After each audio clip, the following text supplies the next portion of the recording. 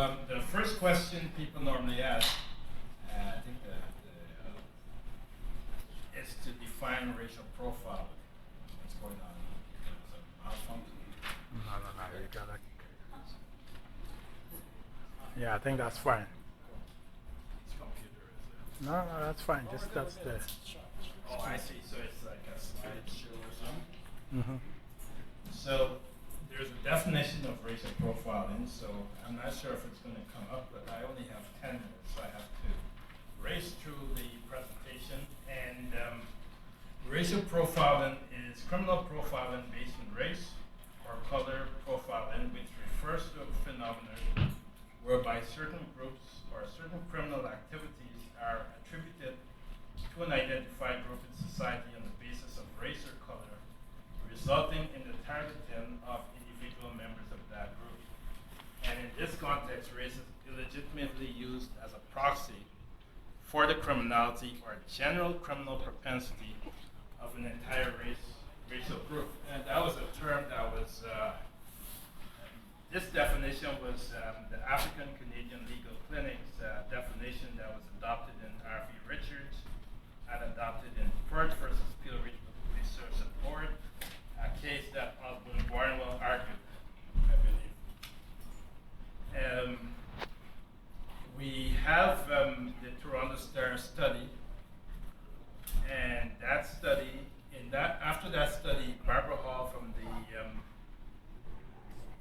Ontario Human Rights Commission made some comments, and I also have to my right a little cartoon, and that cartoon was a cartoon that was created during the Dr. Chun's case at U of T, when Dr. Chun accused a Chinese Canadian accused U of T of systemic racism, and the chair of the governing council said, "Well, she knows what systemic racism is." I think her name was Wendy Cecil Cockwell. So they did a cartoon mocking her. So I threw the cartoon in there.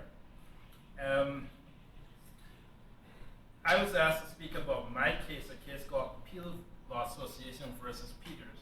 And that was a case that involved myself, one of my cousins, who is also a lawyer, Brian Noble, and one of my Artican students, Paul Waldron, at the Peel Law Association. So I will speak briefly on that case, but I should tell you that I've won 2 carding cases so far. I won a case with respect to a student from Nova Scotia who was in Toronto who was carded. He wasn't even in Toronto when he was carded. Somebody gave the police his name, and the police actually used all the biodata because he's a professional athlete. The person had his biodata because it's online and used it when the police stopped him while walking. So I got wind of that and filed a human rights complaint. And that case was settled at the Human Rights Tribunal, and I think it's one of the first cases that the police had where they had to expunge the information from the 208 system. I settled a second case recently called RM, which was a racial profiling case again involving a 17-year-old who had no criminal record and was carded about 15 times. The police settled that case recently as well. The kid never had so much money in his life, so he's very happy. Now, I had an unfortunate case recently, Dwayne Manning, who is 26 years old now. He died last week. And he was found dead in Cherry Beach. In 2011, I filed a human rights complaint, a human rights application on his behalf, because he had numerous encounters with the police, numerous encounters of racial profiling, but he doesn't have a criminal record. And all of it was very aggravating for him.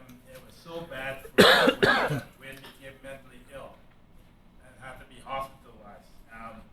We had the case scheduled to be heard in the fall of 2014, but he has died, so I don't know what's going to happen with that case, but obviously his case is illustrative of the consequences of racial profiling.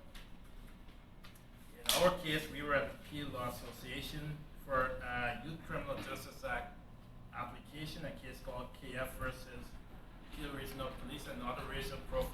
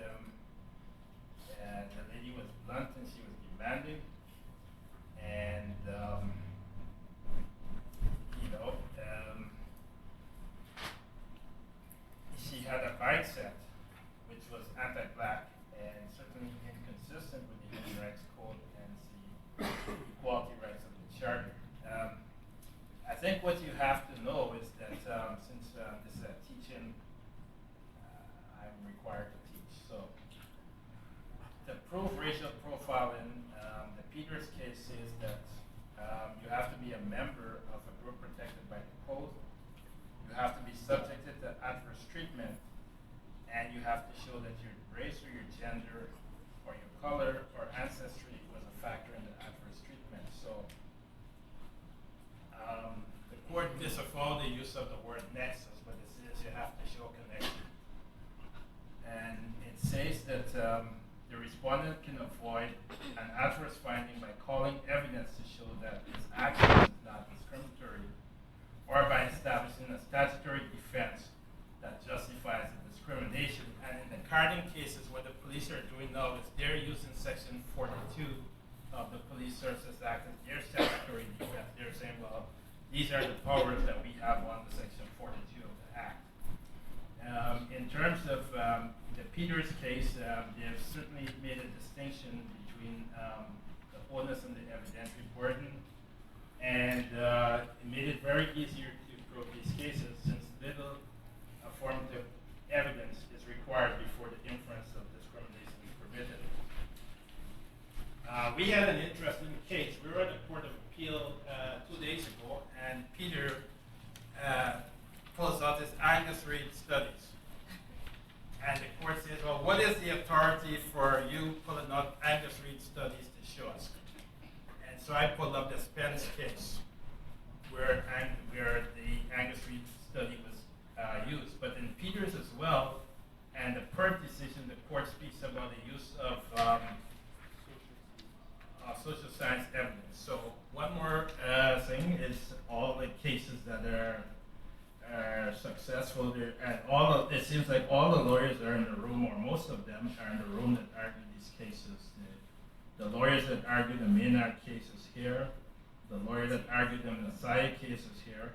I don't think the lawyer that argued Phipps is here, and of course the Peters case, the lawyer who was subject to the discrimination is here. Litigating these cases are very expensive, so make no mistake, the class action will be expensive, and individual cases are expensive. In Peter's case, it cost the P Law Association $116,889.41, plus it cost them an additional $30,000 in costs, plus it cost them $2,000 each that they give to us. I don't want you in any way to think that these cases are not expensive.